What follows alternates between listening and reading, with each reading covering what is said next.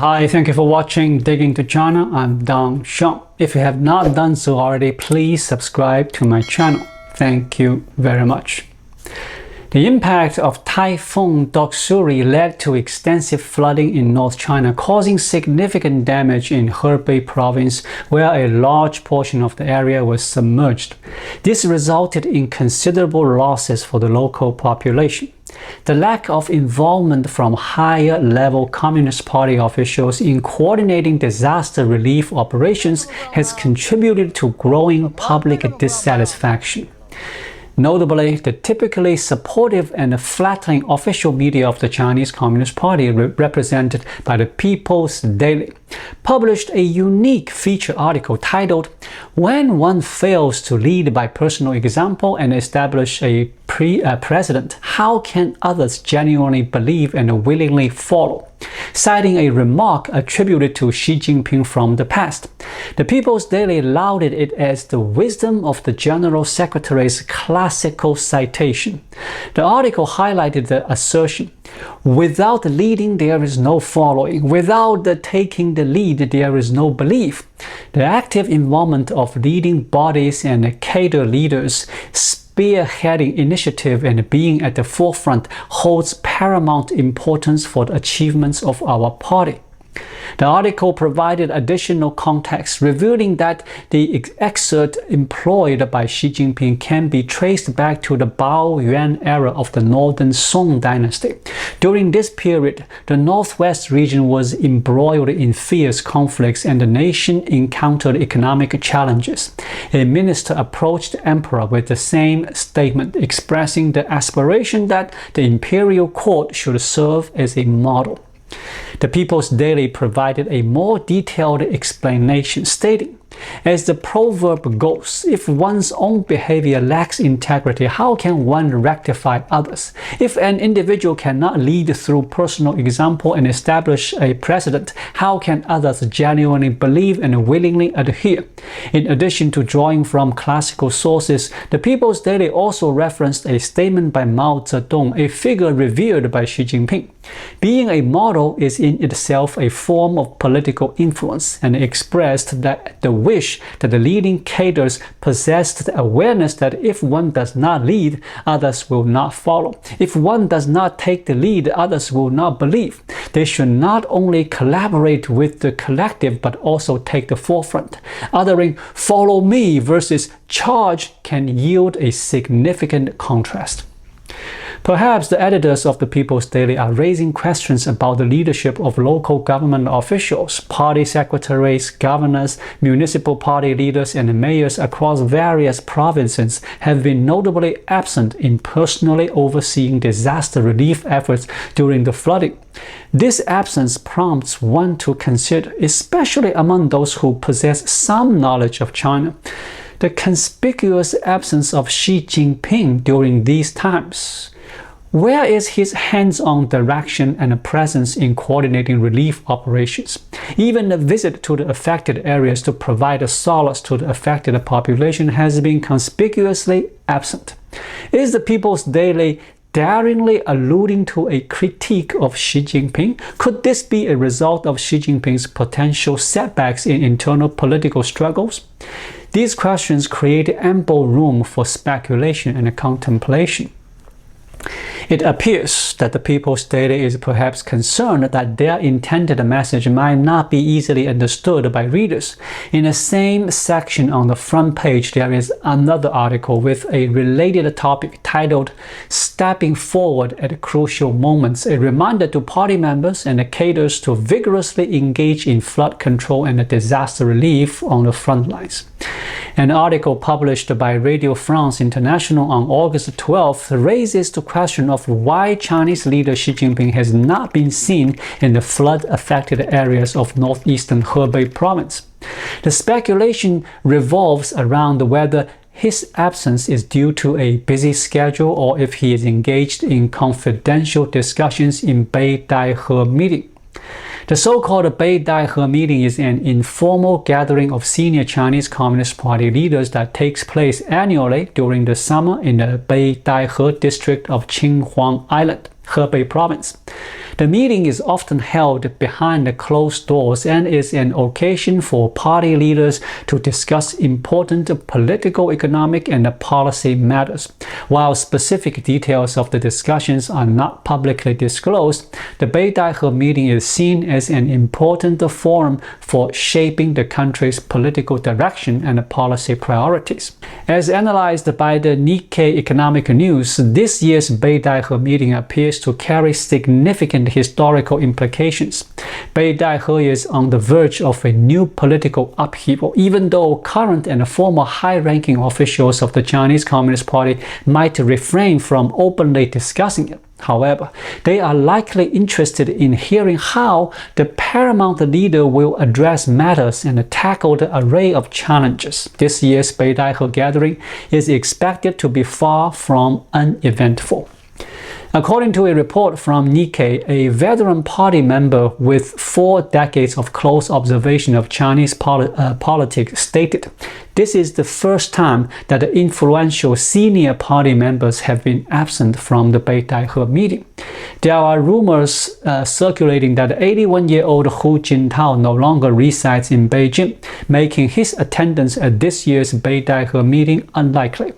For Xi Jinping, this signifies the first Beidaihe meeting during his tenure where the most impactful senior figures are missing. Perhaps Xi Jinping may not have to endure any veteran party members scolding him in secretive meetings, but he still faces a multitude of challenging issues. For instance, the need to devise a comprehensive strategy for the eventful reunification of Taiwan. On the economic front, the country is experiencing unprecedented instability since the implementation of the reform and opening up policy in the late 1970s. In terms of foreign relations, Xi Jinping is tasked with making critical decisions on how to navigate the complicated relationship with the United States. The bilateral ties between China and the US have arguably deteriorated to their lowest point since diplomatic normalization between the two nations. Confronted with a barrage of inquiries and potential threats, the ability of Xi Jinping's aides to conjure up convincing new narratives remains uncertain. Furthermore, finding a viable solution to address the existing challenges seems to remain an elusive endeavor. Given these circumstances, the only recourse left for those in power to re-establish their authority appears to be rooted in the age-old tactics of struggle. Xi Jinping consistently avoids appearing in areas affected by disaster. This pattern is not new.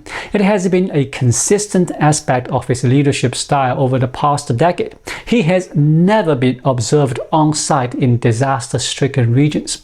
Some online users express frustration, noting that Xi Jinping's travel experiences never seem to involve a genuine engagement with the local population in the traditional sense. The signs of this staged approach are quite evident. Each time, a substantial group of undercover performers accompanies him. On every occasion, these visits tend to disrupt the lives of local residents, as individuals from the local administrative system, including police officers, are enlisted to create an orchestrated performance aimed at maintaining order. For instance, during his attendance at the opening ceremony of the World University Games in Chengdu, local residents were prohibited from using gas cylinders for cooking. If he were to visit an area affected by a disaster to meet with survivors, it would be challenging to assemble such a large cast of actors on short notice. Furthermore, considering that the local populace is also grappling with the aftermath of the disaster, the availability of manpower for such staged events would be limited. From my perspective, Xi Jinping's hesitance to visit the disaster-affected regions may stem from concerns about potential assassination plots. Towards the end of 2019, following the the outbreak of the significant COVID-19 pandemic, Xi Jinping hesitated to visit the heavily affected city of Wuhan. It wasn't until March 10th that Xi Jinping eventually flew into Wuhan, where stringent security measures were in place, reflecting a preparedness for potential threats. Videos circulating online depict sharpshooters stationed on the rooftops of residential buildings and the police conducting thorough household inspections. Some reports indicate that during Xi Jinping's stay in Wuhan, the armed security personnel in close proximity were from the Central Security Bureau, while the local Wuhan police involved in the operation had unloaded guns and were kept at a distance from Xi. Curiously, the snipers accompanying Xi Jinping seemed to have their focus on the local security personnel in Wuhan. A few observant internet users even speculate that Xi Jinping might have been wearing heavier bulletproof attire, appearing more bulky compared to his fellow officials. In reality, there have been various rumors circulating over the past few years about Xi Jinping taking precautions against assassination. These rumors gained traction during the vigorous anti-corruption campaign, with claims ranging from thwarting assassination plots orchestrated by figures like Zhou Yongkang to foiling coup attempts. However, it wasn't until the recent downfall of Sun Lijun, the former Deputy Minister of Public Security, that these allegations were still being linked to potential coup activities. In recent years, Xi Jinping has undergone a significant shift under the influence of a group of loyal supporters, steering towards consolidating power and accelerating the party's path towards its end. The Chinese Communist Party's repressive policies seem to have intensified, resulting in a wider range of suppression. Within society, voices critical of Xi Jinping and the Communist Party have gained unprecedented strength across various social strata. Xi Jinping not only has to contend with internal factions opposing his leadership, but he also needs to be wary of potential actions from the public, which are even more unpredictable. Considering the current circumstances, if Xi were to venture into flood-affected areas, ensuring safety would undoubtedly be his top priority. However, given the tumultuous floodwaters and the chaotic scenes of disaster relief efforts, implementing effective security measures become even more complex. In such an uncertain environment, it's understandable that he would exercise caution and refrain from making any hasty decisions to travel. Thank you for watching. Please leave a comment and subscribe to my channel. Just click the subscribe button right here. I'll see you again shortly. Until then, be well.